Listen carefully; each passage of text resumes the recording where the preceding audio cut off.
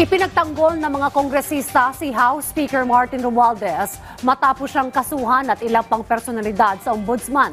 Kaugnay pa rin sa 2025 national budget. Yan ang ulat ni Melales Moras.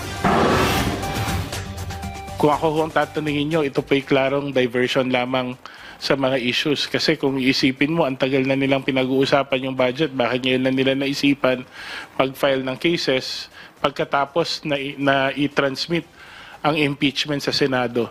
So clearly there is an effort to downplay the move of the House to transmit the impeachment to the Senate and also divert the attention ng ating mga taumbayan ukol sa totoong issue na dapat sagutin ng kabilang kampo. Ito ang naging banat ni House Assistant Majority Leader Jude Asidre matapos sampahan ng reklamong falsification of public documents at paglabag sa Anti-Graft and Corrupt Practices Act si House Speaker Martin Romualdez at iba pa sa Office of the Ombudsman kaugnay sa 2025 national budget. Git ni Asidre, katakataka ang tiyempo ng paghahain ng reklamo na tila naglalayon lang umanong tabunan ang usapin ng impeachment laban kay Vice President Sara Duterte. Ganito rin ang pananaw ng grupong Young Guns hinggil sa issue. Sabi ni House Deputy Majority Leader Paulo Ortega, wala umanong basihan ang reklamo kaya't sana'y huwag namang gawing panakipbutas ang House Leader sa issue. Si House Assistant Majority Leader Jay Kong Hoon, tinawag pang umano'y desperate move ang hakbang na ito ng oposisyon. Ayon naman kay House Committee on Justice Vice Chair Jervil Luistro, bagamat malaya ang bawat isa na maghain ng anumang reklamo, kapakanan lang ng sambayanang Pilipino ang iniisip ng liderato ng Kamara sa bawat panukala o resolusyon na kanilang ipinapasa. Well,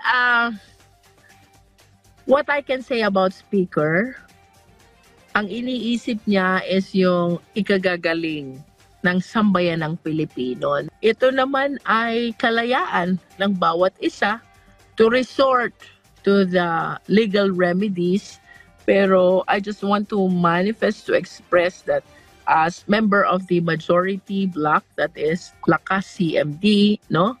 Which is the majority bloc in the House of Representatives, the 19th Congress of the Philippines. I can personally say na lahat ng mga naging legislative actions ng 19th Congress through the leadership of Speaker are anchored on uplifting the lives of Filipino citizens. Sa ngayon, tuloy-tuloy naman ang paghahanda ng House Prosecution Panel para sa inaabangang impeachment trial laban sa Vice Presidente, bagamat wala pang pinal na petsa kung kailan ito masisimulan. Melales Moras para sa Pambansang TV sa Bagong Pilipinas.